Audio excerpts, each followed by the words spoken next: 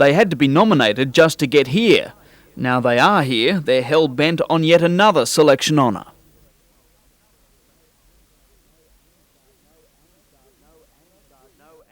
No and sergeants, just drill sergeants. Top-class coaches with an eagle eye for netball talent. It's like a magic million sale for schoolgirls. On Thursday, selectors will choose a squad of 20, part of the Hunter Academy of Sports Development program. These debutantes are learning some new dance steps. To be picked later this week is to gain a foothold to what could be a big on-court career.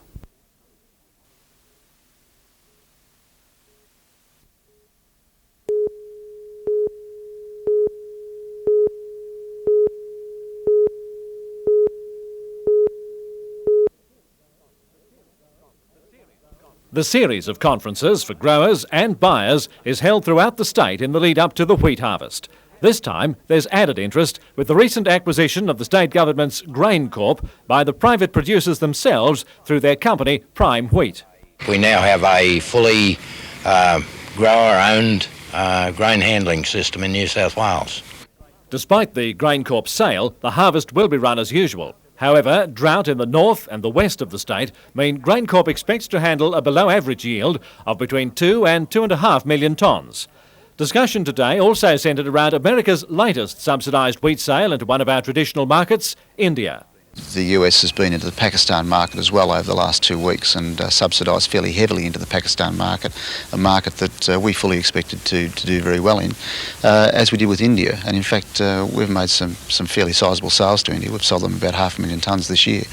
So it's disappointing to see them in that market subsidising at the levels they are at present. The next conference in the series will be held at the Gunnedah Services Club beginning at 10 o'clock tomorrow morning.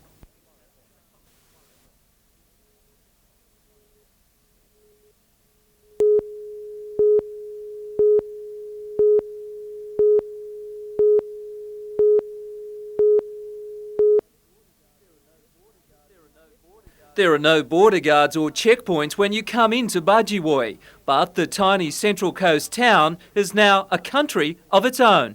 We decided that what we'd do was we'd get rid of New South Wales and we'd form our own republic and let people know that if they wanted something better they could come to badgerwood. The locals here at badgerwood were sick of being overshadowed by everyone else. They say places like Newcastle, the Entrance and Gosford were getting too much attention. So the town decided it was time to get out. In the serenity of the long weekend, it became official. Mock speeches were made, papers signed, passports were printed.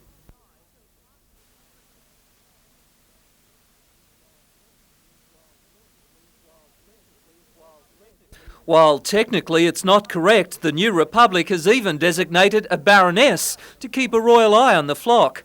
When she's not doing official jobs, Baroness Samantha Taylor works in the local shop. There's not too many trouble people in badgerwood, so I shouldn't have to behead anyone publicly, so it should be okay. The Republic won't be collecting taxes or joining the United Nations. The plan is simply to put the town on the map, making sure tourists won't pass it by.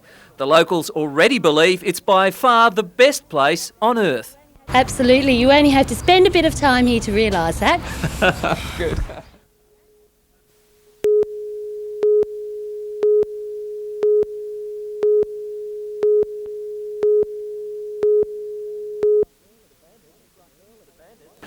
The bandits struck early, one of the men following Noel Mead's son Tony in through the back entrance of the Thomas Street shop at about 6:30 this morning.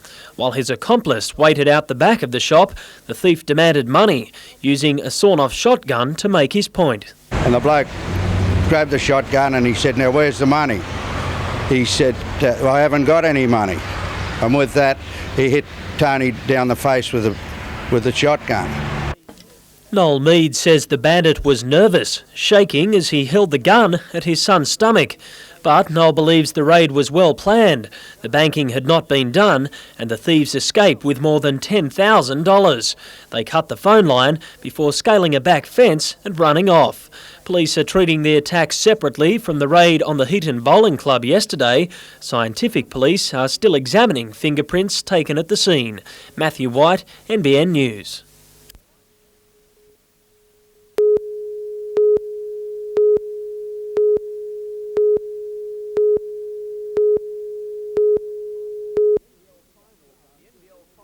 The NBL finals are still being thrashed out, but the only thing left for Newcastle is to look towards next year. The club's in dire financial straits. Tom Wisman's gone from coach to coffers checker. Newcastle will strive to retain the nucleus of the team, but just who is the nucleus? Well, you're not going to get me to mention names today. We're talking to just about everybody in the team. We have signed Terry Dozier, and that's subject to him not making the NBA team. So it's going to be a matter of us getting people. We're working hard to get people signed, and when we get them signed, we'll be releasing that information. What isn't a secret is the fact the Falcons are on the hunt. We'll be talking to other clubs as for permission maybe to talk to people early. We can get that permission from clubs. Terry Dozier's already signed, subject to his latest tilt at the NBA. He was great on the court, but injury plagued him mid-season. In fact, injuries were a key factor in the Falcons' indifferent season. Newcastle was going to be new in '92. We'll be injury-free in '93. That might be our motto for next year.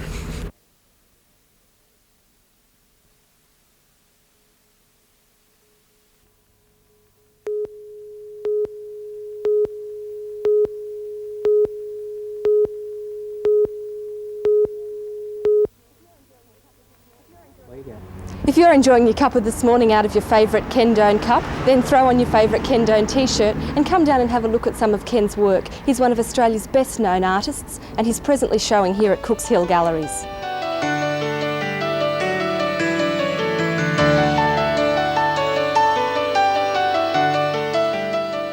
Ken, what is it about your work that you feel that everyone worldwide can really relate to?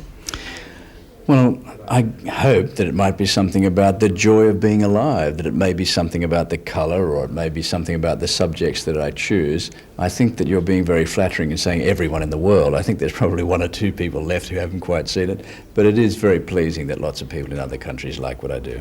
Fortunately, you're one of the artists that are going to achieve success, fame and fortune whilst you're still living. Have your business skills been honed in a special way due to some sort of early childhood experience, or what is the reason? You know, the first business I ever had when I was about 11 was a manure business, and I was in partnership with a bloke. We had a little wheelbarrow. I had the wheels and he had the barrow. And we used to go around collecting different kinds of manure. Most days, most Saturday mornings, I used to just be hiding around behind trees, you know, watching animals, desperately waiting for them to produce some product. I suppose what it taught me two things, because once the kid came in and wanted his wheelbarrow back, so I decided at that point it's better to be in business for yourself, or at least control the direction that you're going, and that you had to work for things, that it really didn't come easy.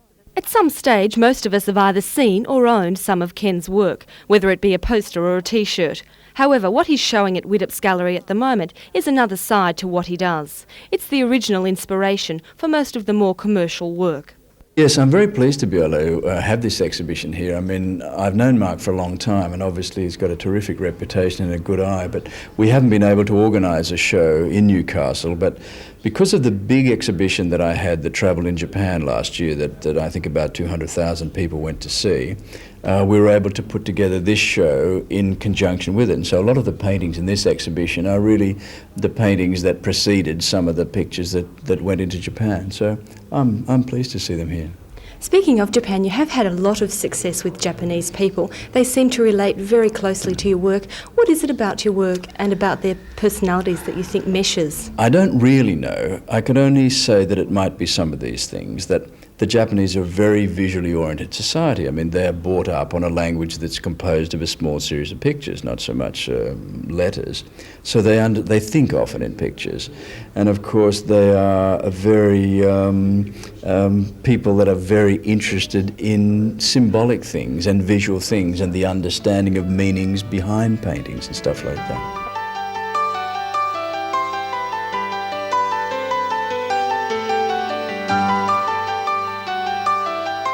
And of course you employ 150 Australians, which must be very important for you. Yeah, it is. I mean, I don't necessarily like to talk about the money too much, but I mean, it is a successful business. I am pleased about that, and there are a lot of family work in the business, and we've been able to expand. We continue to get bigger each year. Yes, we are able to employ 150 people. I think that we've shown that you can have a business that has some success in a worldwide sense, but you can live in Australia and do it, so that we don't wait to find out what other countries might be doing. We believe that there are certain things you can do here first. And as you were saying about your family being employed, of course, your wife Judy has had a huge impact on the business. Look, Judy, Camilla, Oscar, Mum and the dog. I mean, they're all been involved in various ways. The dog's name? Spot. Oh, good. You've got to mention Spot. No, in fact, there'd been some Spot material last year, and Spot's been on television in Japan. No, but Judy's had a very profound influence, because really it's her fashion sense now that's enabled to take, a part of a painting like this that then might be used to go onto fabric. I spend the time making the paintings and maybe having an overview of what we're doing. But the expansion into swimwear or resort wear or things like that has really come from her talents. Now, art is one of your great loves, but I believe there's another one. Gosh, it must be golf. Yeah, I mean, I love to play golf. In fact, I was in Japan a couple of weeks ago playing golf in the Suntory Pro-Am. We came 9th this year, 9th out of 40, which wasn't too bad. And it's on television in Japan, even the Pro-Am. I mean, and there was about 10,000 people came to see the match. So people often come up to me in the street in Japan because they know my work and things like that, and then they'll say, we saw you play golf in Japan. I say, oh, thank you very much. And then they always say, we saw you play bad shot out of bunker. I mean, they always seem to remember my bad bunker play from the last match. As everyone does. Everyone does. What do you think about, is there a connection between golf and art, do you feel? I mean, you can't be a great golfer if you just think, I'll go and have a game. You can't be a great artist if you think, in the next couple of weeks I'll do a painting. I mean, I work every day. I work all the time because there's no shortcuts to being good. Okay, Ken, look, I hope it's a very successful exhibition. All the best with your work in the future. Thank you very much. Keep up the wonderful ambassadorial work for Australia. Thank you. And the golf occasionally. Yeah, and the golf. Get that handy. What's your handicap, just for fun's sake? 11. It's not too bad. Thank you.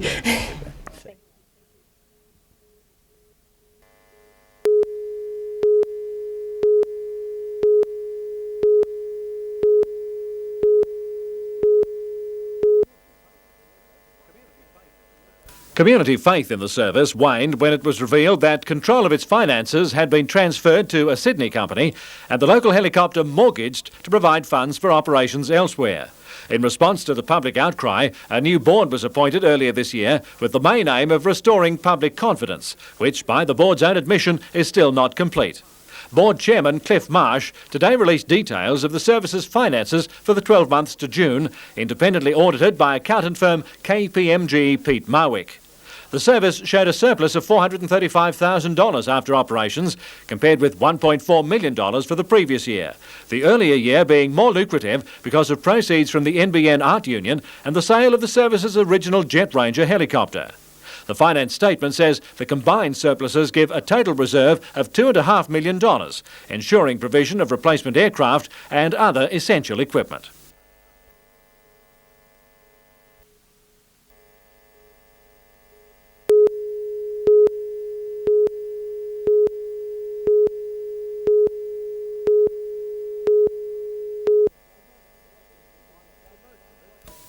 For most of us, being a wine judge sounds like a dream job. But don't be fooled, this is hard work. Just ask the 3 judges at the 4th Hunter Valley Small Winemakers Show. 160 wines in 19 classes have to pass between their lips in just 2 days. Boy, what a difficult task. So much wine to be sampled in so little time. And if you're wondering how Judge Ray Healy is managing to stay on his feet, it's all in his technique. First, Ray and his colleagues look at the wine's colour, seeing all sorts of things beyond mere red and white. Things like very old furniture. Isn't that remarkable insight for a sober man? Next comes the smelling.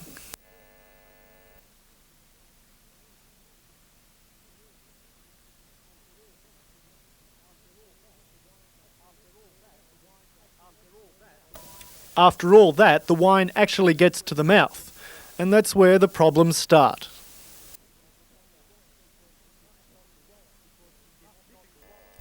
It's difficult because you must not swallow. You have to, spit.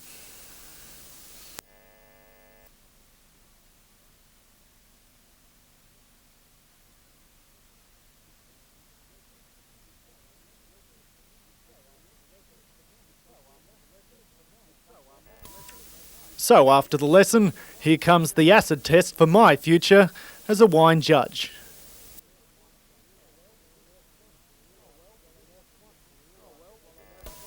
Oh well, that's one career I've swallowed up. The wine show winners will be announced at a special dinner tonight. Scott Bevan, NBN News.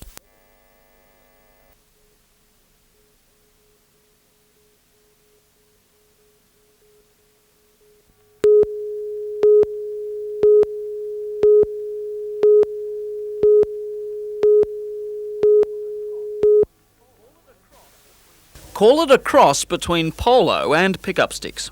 Tent pegging is held in high regard throughout the state, with more than 84 competitors converging on Gunnedah for the two-day championships. The best of the best gallop their way across Gunnedah Showground. Their aim, that little piece of wood at the other end of the field.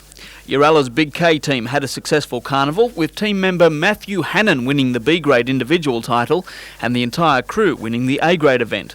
Local Gunnedah team, the Namoi Valley Lancers, were B-grade victors, while Queensland rider Peter Johnson won the A-grade individual.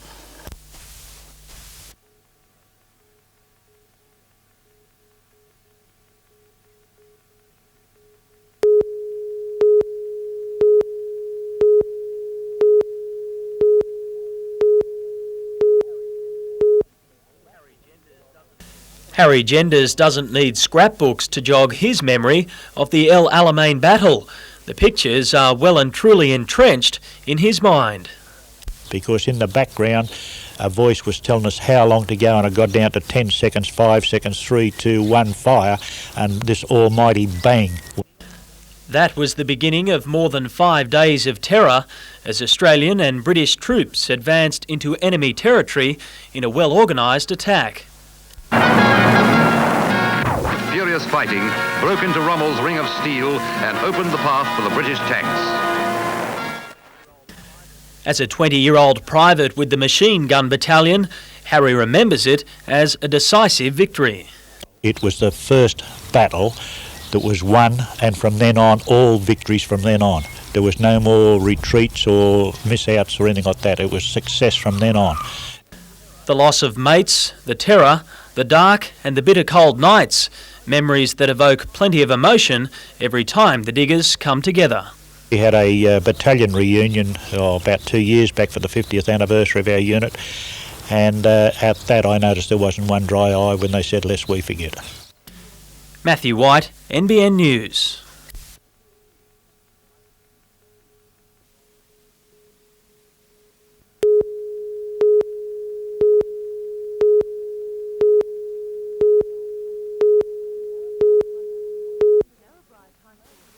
Narrabri's High School Hall underwent a transformation for the two-day event, filling to the brim with artistic talent from all over northern New South Wales. With $4,000 in prize money up for grabs, standards were high, with a variety of themes covered. Local lady Pat Rowley took out first place in the painting section with her piece called Stranded Bergs. Other works included Narrabri's post office, Aboriginal art, and an almost eerie depiction of the man on the land. Painting seemed to feature on anything and everything. Pottery attracted a lot of interest, with a local potter on hand to demonstrate the art of moulding. We may see this piece on show at next year's exhibition.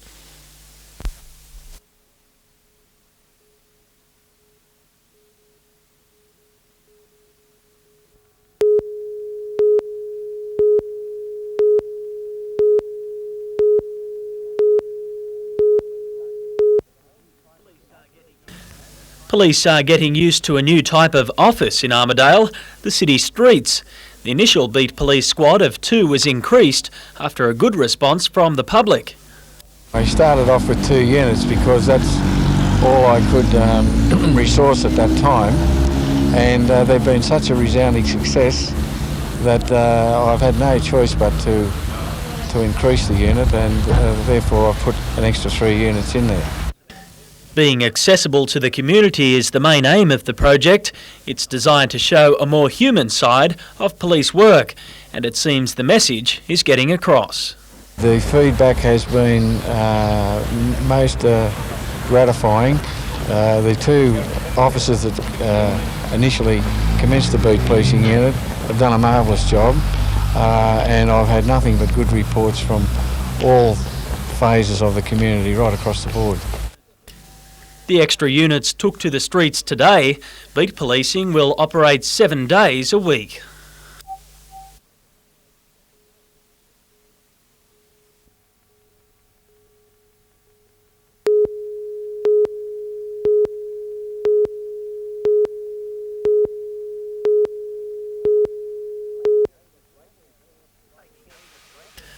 Taking aim at racism, Bryce Courtney's novel tells the story of a boy growing up amid the violence of South Africa. The movie doesn't stay strictly to the guidelines of the book, but it's proving just as popular.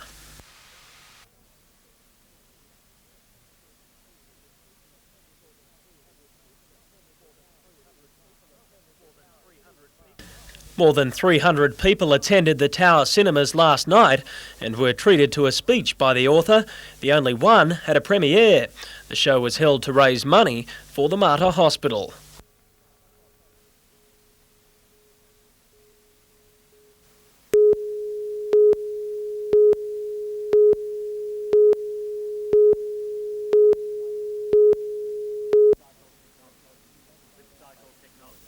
Split Cycle Technology is a company now based on the Gold Coast and backed by about 1,400 private investors.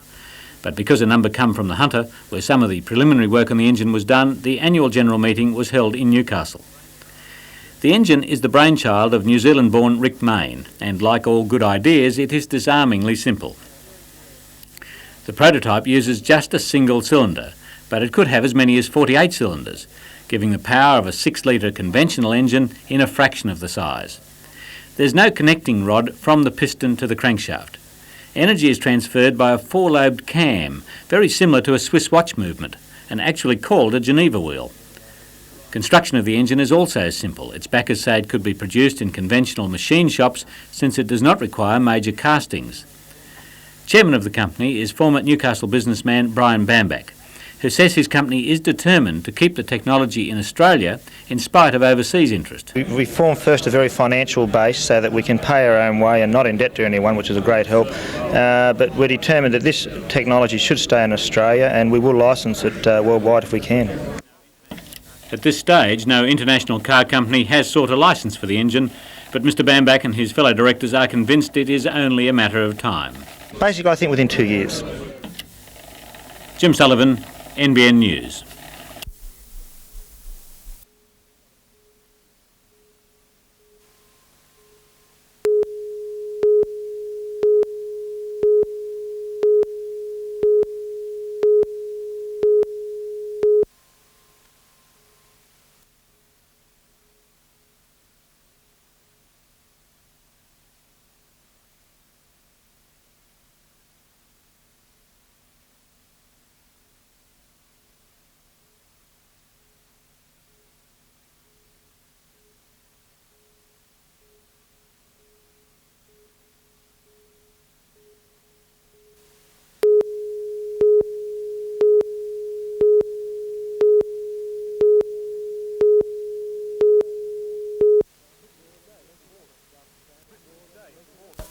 Christmas Day is more than just Santa Claus and presents.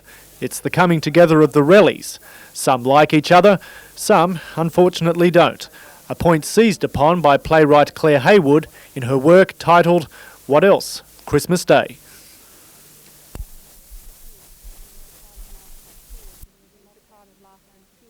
Yes, it's a time of laughter and tears, and there's a lot of that in this play. The annual reunion on December the 25th is used as the central metaphor for the play that explores a family struggling to remain a unit. It was able to show how these people have survived from one Christmas to the next, as a family fairly well torn apart. While Christmas Day swings between comedy and tragedy, for audience members there's some blushing moments as they recognise themselves in the characters. Some people said, God, I'll have to remember not to do that at Christmas, or I won't buy him a pair of jocks.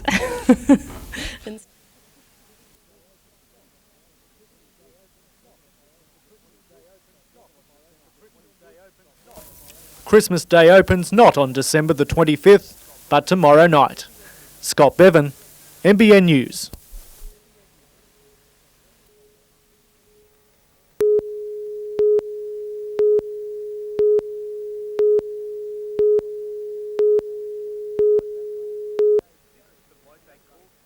This was the bloke they called Big Dave Terry when the Gutbuster campaign started in May.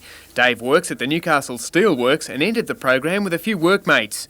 This is Dave now at 128 kilos and 11 centimetres thinner around the waist. Over the period that we've been in it, the 20 weeks, I've lost 20 kilos. I've gone from 148 kilos down to 128 kilos, and I really feel good for it. Gutbusters isn't a crash diet or a quick fix workout, but a measured attempt to take off abdominal obesity, better known as a pot belly and often associated with heart disease. So you're better off having eating more often, but the right foods, cutting back on fat and your sugars. The Hunter Area Health Service enlisted more than 100 volunteers for the launch of the program and has since discovered a lot of would-be if they could-be's. A Gutbuster Gazette full of health tips will soon be published and distributed, but in the meantime, the prescription toward better health isn't too hard to follow. The single most important thing that men can do to lose their gut is to walk. We're particularly getting away from the concept of exercising. What we're talking about is moving more. We know that one of the best exercises that there is for burning fat is walking. Because you're not working up a big sweat, you're not going to the gym doing aerobics and having a heart attack in the middle of the floor. You walk at your own pace. I'm walking anywhere between 30 to 40 minutes a day. Andrew Lobb reporting for NBN News.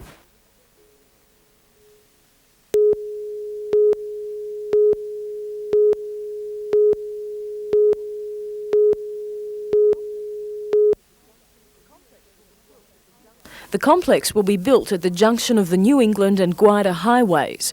It will complement existing facilities and provide a much-needed haven for bus travellers. From the point of view of those travelling public on coaches that have certainly great difficulty in a lot of instances out in the cold, they'll have better conveniences now to meet the coaches in Glen Innes and to travel. Some demolition is still needed at the site, but construction is expected to begin before Christmas. Once building is completed, Council will lease space to private enterprise. The complex will be a visitor centre, a coach terminal, and cater for rental space for retail shops. Mayor Donnelly says the project will cost about $600,000, but believes the outlay justifies the expected tourist dollar return. We need to capitalise on our position on the New England Highway and in fact Guida highways and do everything we can to encourage those people travelling through to at least stop, and having stopped to spend a little bit more time in Glen Innes, and one would hope some of their money as well.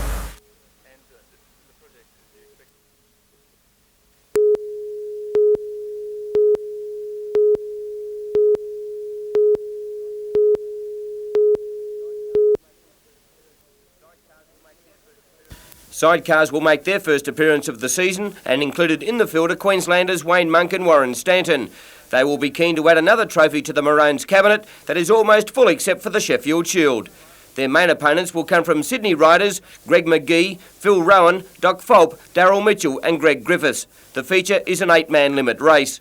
Also making their return are the Crash and Bash Stock Car Brigade, and with current New South Wales champion John Lodge. But hoping to make his night a misery will be Bruce Murray, Brendan Myers, Mick Verkoff and Jeff Roberts. Super Sedans will also race with the return of former Australian Grand National Sedan teammates Ralph Ranger and John Smith, introducing their brand new Falcons.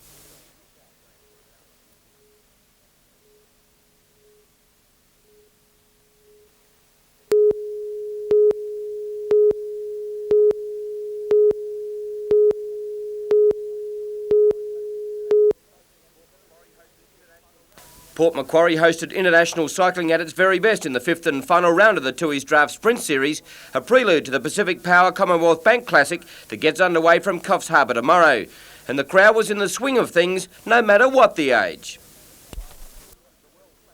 While the wheels of the world turned, others seemed to be on a different planet. Not even the solitude of a pool room was disturbed. On the streets of Port, however, it was definitely no place for the faint-hearted, as the cyclists had their last hit-out before the Classic. American Johan Carney led the series, and with teammate John Leishman riding shotgun, hauled in every challenge and breakaway, while the pack was not going to let the good old boys from the USA have it all their own way. Carney's Port Sprint title was added to his wins in Mudgee and Gunnedah, finishing with 50 points, just ahead of Leishman.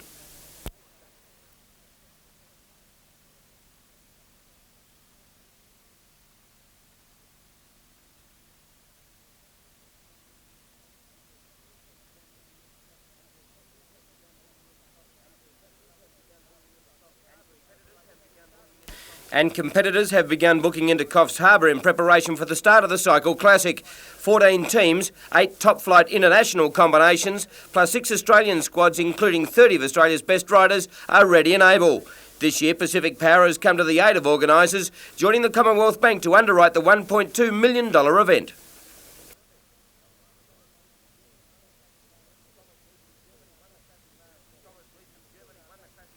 Thomas Lees of Germany won the Classic last year, and his team are back bigger and better. I think we got a much stronger team than last year. We have a very good hill climber, Stefan Gottschling. He's the German road champion in '92. Then we have Ralf Schmidt and Mike Weismann. They are a very good sprinter, and Stefan Blochwitz and me, we are a good time trialer. And I think this team is perfect.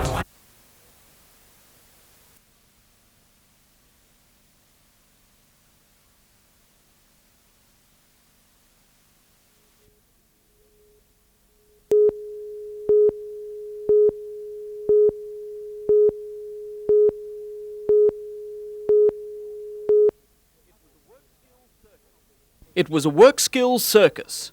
Hundreds turned out. Panel beaters worked side by side with painters, typing next door to ticket writing in the regional final of the work skills competition. The Newcastle Entertainment Centre was transformed. One area was a building site, the next a butchery, where carcasses were carefully carved and every nick of the knife could earn you points. The objective there is to get our best competitor in each category, who will then go on to a national final, and the winners of the national then become members of the Australian team, which will go to Taiwan next year. In the kitchen, chefs worked to prepare a 3-course meal. The judges waited to do their bit, what they called product evaluation. We do indeed, with pleasure, yeah. Dressmakers' dummies stood ready to be draped. Meanwhile, the heads were being dressed next door. It isn't very often that people are allowed to bring their skills out to let the public see it. Competition continues tomorrow. The Expertise Expo is open between 10 and 7. Anthony Griffiths, NBN News.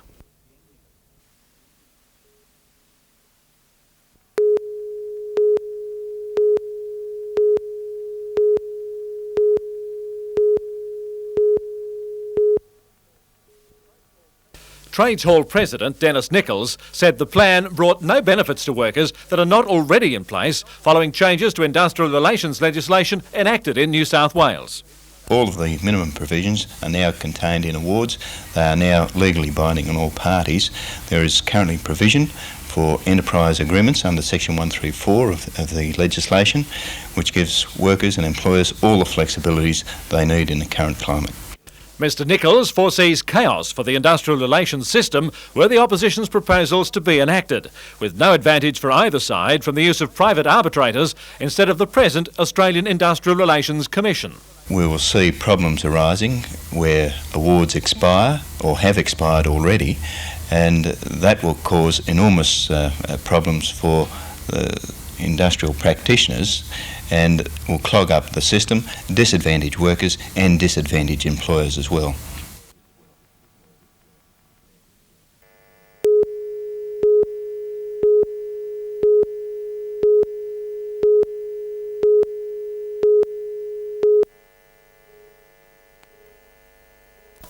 The morning after Coal and Allied's decision to sack another 140 workers from its Southern Lake Macquarie operations, and the United Mine Workers Federation was doing a tally of jobs saved and lost.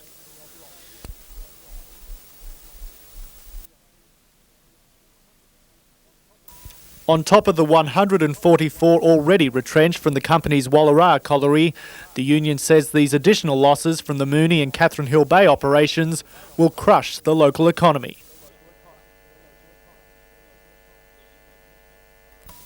A local publican says his income is already drying up. In the last 2 weeks since they gave notice at Wallara, we're down over $1,000 in takings already, and the people are still working. So when they're finally gone, I don't know what our outcome's going to be. The affected workers are meeting tomorrow, but industrial action over this issue is not expected. What we would clearly be saying from the district, that at this point in time, two irresponsible attitudes to a position that is as critical as it is certainly wouldn't help the situation. A national committee of the miners' union has called on Coal and Allied to withdraw the retrenchments, expressing its disgust in the management. At the same meeting in which Coal and Allied management were condemned for the retrenchments, the delegates recommended a national campaign against a recent Coal Industry Tribunal decision, refusing a wage rise for underground miners. The initial stages of that campaign will be a 48-hour stoppage. Dates for the stoppage are expected to be set during district delegates meetings next week. Scott Bevan, NBN News.